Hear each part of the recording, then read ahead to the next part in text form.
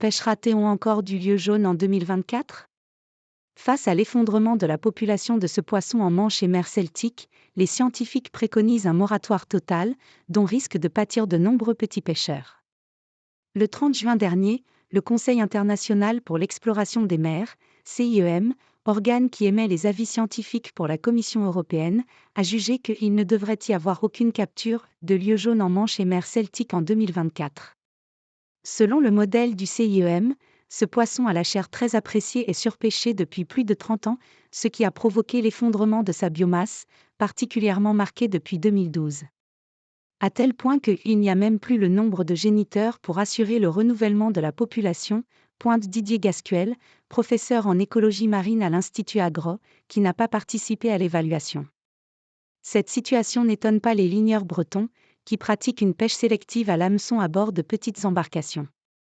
Ça fait 10 ans qu'on dit qu'il y a un souci sur le lieu, on a vu la taille des poissons diminuer et on passe plus de temps à pêcher les mêmes tonnages, Pestondine Morin, ligneuse sur l'île d'Ouessant, Finistère, dont l'activité dépend à 75% du lieu jaune. Avant, on pêchait des gros lieux de 7 ou 8 kilos. Maintenant, c'est devenu très rare, confirme Gwen Pénarin, président de l'association des ligneurs de la Pointe de Bretagne, qui rassemble 60 ligneurs. Ça fait des années qu'on alerte.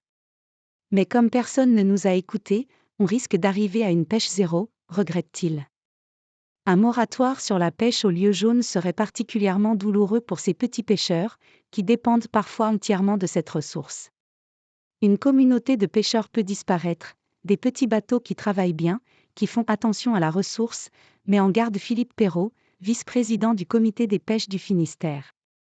La dépendance à ce poisson noble s'est accrue depuis l'effondrement de la ressource en bar, elle aussi victime de la surpêche. Quand tout le monde s'est reporté sur le lieu jaune, on a vu qu'il y aurait un souci, décrit Ondine Morin. Moi, pas de plan B. Si on n'a pas de lieu, on ne sait vraiment pas ce qu'on va faire. On n'a pas de plan B, reconnaît un ligneur du Finistère Nord, qui souhaite garder l'anonymat. Il est sain de prendre des mesures pour protéger la ressource. Mais passer de tout à rien, c'est incompréhensible, s'énerve-t-il. On aurait dû prendre les mesures avant, pour éviter d'en arriver là. Car la pêche au lieu jaune est particulièrement permissive, il peut être pêché des 30 cm, à un âge où il n'a pas encore pu se reproduire. Sans limite de capture, il est particulièrement prisé des plaisanciers, dont les prises approchent celles des professionnels, selon certaines estimations. Depuis 2019, le CIEM recommandait ne pas dépasser 3360 tonnes de capture, sans être entendu par les responsables politiques. Le quota de lieu jaune était encore fixé à 8000 tonnes en 2022, alors que les prises de pêche plafonnaient à 1558 tonnes, faute de ressources suffisantes. Le politique n'a pas pris ses responsabilités. On n'en serait pas là s'il avait suivi les avis scientifiques, estime M. Gascuel.